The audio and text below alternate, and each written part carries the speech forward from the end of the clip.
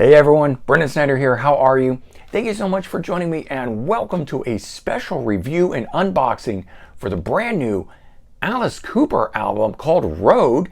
It just came out on Friday, August 25th of 2023. It's the godfather of shock rock's 22nd studio solo album, 31st studio album overall. I mean, it's just simply amazing that he's 75, he's got 22 solo albums under his belt, and we're gonna break this one down here, doing unboxing and all that great stuff in just a bit. But before we get started, if you're new to my channel and you haven't already hit the subscribe button, please do. Also leave a comment, hit like, all those things help support my channel. I would greatly appreciate it. And of course, as an added bonus, by subscribing, you'll be able to stay up to date on all that's going on in the music world itself, just like this, with a review and unboxing for the brand new Alice Cooper album. So a little bit of history here on Alice Cooper, because it's going to tie into some of the things I'm going to talk about later in this review. That the Alice Cooper band itself, their debut album came out in 1969, Pretty's For You. And for me, at least, that's always one thing that I forget, that the Alice Cooper band was actually from the 60s, then of course moving into the 70s, and they'd reached their peak in 1973 with the platinum selling Billion Dollar Babies album, which is one of my favorites of all of the albums that he's done, just simply because there's so many great tunes on it, but just everything really came together for that album itself. And you know, Alice Cooper, the man at that point, then went solo in 1975 with Welcome to My Nightmare, and from that point he just remained a solo act, much like David Bowie. Alice Cooper is sort of the chameleon of hard rock and metal music, you know, changing with each era, doing many different styles of music, and somehow always seeming to come out on top. He's done rock, of course, new wave, heavy metal, glam metal, alternative rock, new metal, garage rock, and many other styles as well thrown in. And one of the things is that over the years, you know, he's had various amounts of success doing these different styles. Initially with the debut, you know, album that he did in 1975, Welcome to My Nightmare. But then again, 14 years later, in 1989, when he did Trash, which was his 11th solo album featuring Poison on it, which went to number 7 on the Billboard Hot 100 singles. So he's had everything from top-selling albums to hit singles as well, you know, multi-platinum releases, things like that.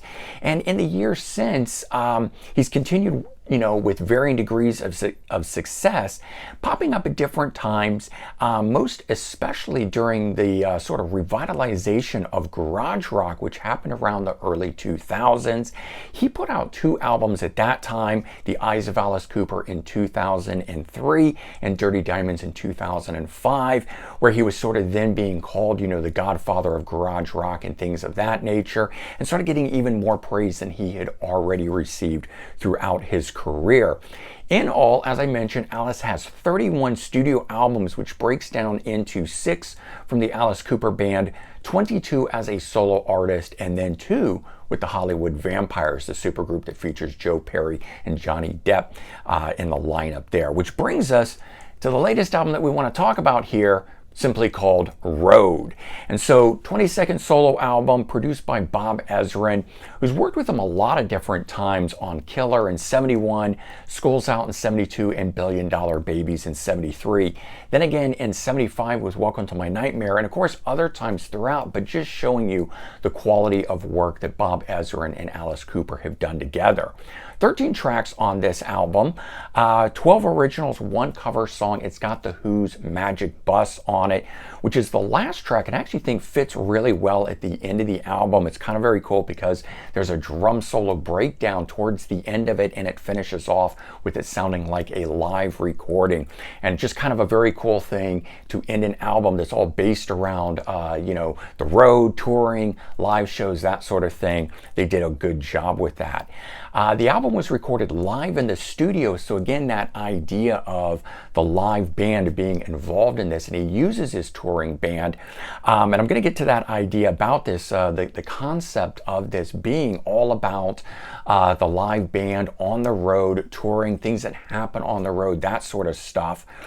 But when they were in the studio recording this and he wanted it to be live in the studio with no overdubs, that was a stipulation, partly to be like a live album, to have that energy, but also just because of how great he feels his live band is. And so the band for this is Nita Strauss on guitar. So glad to have her finally recording with Alice Cooper here. We got longtime guitar player Ryan Roxie in here, who's played with Slash, Tommy Henriksen on guitar, Chuck Garrick on bass, who's been with Alice for a very long time as well, and Glenn Sobel on drums. And former guitarist Kane Roberts also makes an appearance on the album, which is cool because he started out with Alice back in the 80s on albums like Constrictor. But then he filled in last year when Nita Strauss took a break to go off and tour with Demi Lovato. So he came back briefly for a time period. So having him on this as well as part of that idea of the touring band is pretty cool. Then we've even got guest guitar player Tom Morello on here. Of course, Tom coming from Rage Against the Machine, Audioslave.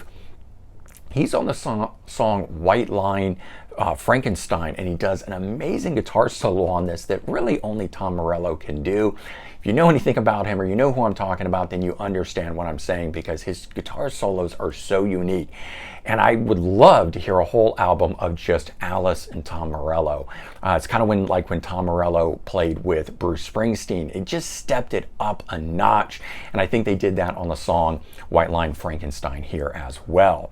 And so as I mentioned, the album itself being the concept album, and it's kind of a loose concept because for me at least, I feel concept albums are ones where there is the storyline with sort of actors or characters that tell the story all the way throughout. But the theme of this album, I'm calling it more of a theme album, is about songs about being on the road, life on the road, and things that happen to you. And so you'll find the title of Road and that idea in a lot of the songs on here. Incidentally, there's actually not a song called Road on here. It just comes up in the title of different things, and of course the idea of it.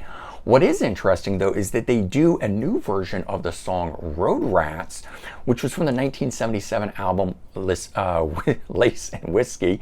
Getting a little tongue-tied there on it. But it's now called Road Rats Forever. And just a cool version, way to bring that one in. And I kind of like when Alice does it. It kind of brings things full circle sometimes. He did that on the last album, Detroit Stories. He's done it a few other times here and there on things. The Welcome to My Nightmare 2 album that he did. This one here is a very guitar-driven album, much like the last one is, but I think even more so on this one here. The band was fully involved in the writing of it, which is not always the case for Alice Cooper albums. Oftentimes Alice Cooper goes and works with session musicians, uses outside writers and things like that. And this time he used his band, which I think is really cool. It's not the first time. He certainly has used his touring band before, especially on those couple garage rock albums that I mentioned from the early 2000s. It was sort of the same thing, and maybe that's why these albums are so reminiscent of that style. The first single that came off of this album, called I'm Alice, didn't initially strike me when it came out, but I have found that that is actually my favorite song on the album now. So as I always say, don't rule anything out when you first hear a song until you get the album and can hear it in the context, because it's actually so much better as part of the album than when I was just hearing it as a one-off single.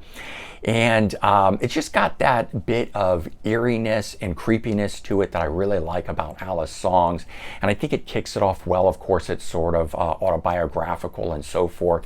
So just another great thing to have on an album that's about the road and touring and so forth when you're the one Alice Cooper. There is one ballad on the album. It's called Baby Please Don't Go. It's actually co-written by Keith Nelson of Buck Cherry, and he co-writes 2 songs on the album, in fact. And then, so we've got the touring band playing writing. So it is a real band effort, which is cool. There is a few outside writers, as I mentioned, with Keith Nelson, but as a whole, it's done by Bob Ezrin, the producer, Alice Cooper, and then various members from the band itself. And so it's finally great to, as I said, get Nita Strauss on an album. I've watched their live shows together so many times. She is a phenomenal guitar player, and I always felt in the last so many releases, why wasn't she the one shredding it up on the albums? But again, you know, Alice always has a conceptual or a theme-based idea behind the albums, and I guess it was just finally time that he pulled the touring band into the lineup to be able to do this. And so what's amazing, I said it right off the bat when I started this, that Alice Cooper is 75, and I think he sounds as good as ever, and I don't know how that's possible. You know, he certainly looks amazing too, which I think just simply has to do with the fact that, you know, he was always sort of playing the old ghoul anyway, and now he's just grown into it even more.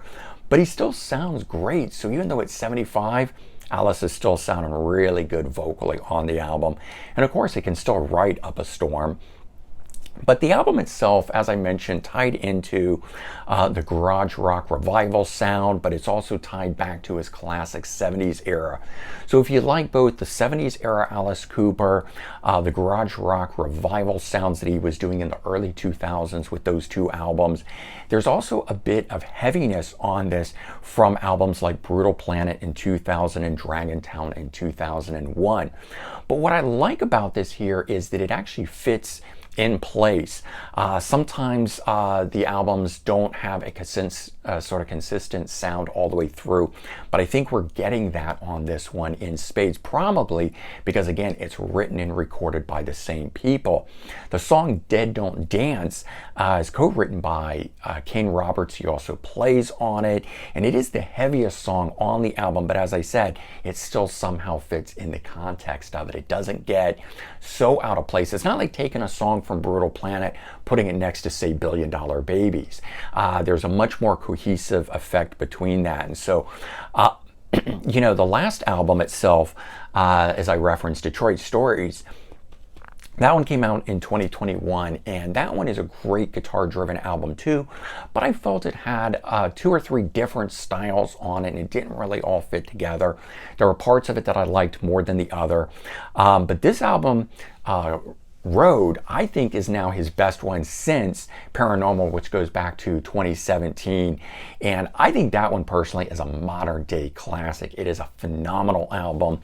This one here is coming in real close to it and definitely worth checking out. But let's go ahead and take a look at this. So great album cover with Alice's eyes in the rear view mirror there. And of course we have a spider coming down. And I like that the sun is starting to go down there. So it's going on to becoming night. And then on the back side, we've got the tracks in a nice vertical order, making it easy to read. And of course, Alice at the top of those steps, but we're down somewhere below, you know, somewhere that's dark, you know, going into, I don't know, a subway or something. And then here we are on the inside. I'll flip that CD around. And what if I pop out the disc? And yes, unfortunately, it's a digipack, not a jewel case. You've got a tour bus with curtains in it, and it looks like the band is on stage taking the bow with Alice peering out there. So kind of a cool thing. And it's just always nice, the sort of tie-ins that he does. There's the booklet, and we get lyrics that are in there. It tells us who wrote the songs and whatnot. It's mostly just lyric pictures, so I'm going to thumb through it very fast. But we do get this great shot of the guys there, you know, outside with the rig and the bus and all that sort of stuff. Because again, this is about being on the road more than it's about being on stage. So there you go. That's the rest of it. And that's the backside there. So all in all, bottom line on this album is I think this thing just rocks hard throughout. It's a lot of fun, typical tongue-in-cheek lyrics by Alice Cooper, and just in a way that only Alice can seem to deliver. I think he's gotten better with age, what he's been doing, more commentary on social settings and things of that nature. The music is really tight and top-notch. He's right. His band, it was up to the task. and it was great to finally show them on here. It makes for a very consistent album throughout listening experience. And when I say consistent, I just mean it sounds like all the songs are written together and recorded together. They don't come from different sessions, but there's plenty of peaks and valleys in it, making it a really good listen all the way throughout. Lots of standout moments on the albums, just plenty of killer songs to boot. So I totally recommend this to all Alice Cooper fans. But if you're a casual fan of Alice as well, maybe you haven't tracked him for some time, I do recommend this album because it's great what he's doing, and that throwback to the 70s sound and that garage rock sound and so forth that he did have a hand in starting with. So I do think you'd be pleasantly surprised checking this thing out, and it's just amazing how Alice can do this even at 75. So there's that to boot on it. All right, hopefully you enjoyed this review of the brand new Alice Cooper album, Road. Certainly leave your thoughts and comments in the comments section. Let me know what you think about this album. Hopefully you'll enjoy it too. If not, go check it out. Or if you haven't checked it out, go check it out. And hopefully you'll enjoy it too. All right, everyone, take care. Have a good one, and I'll talk to you soon. Bye-bye.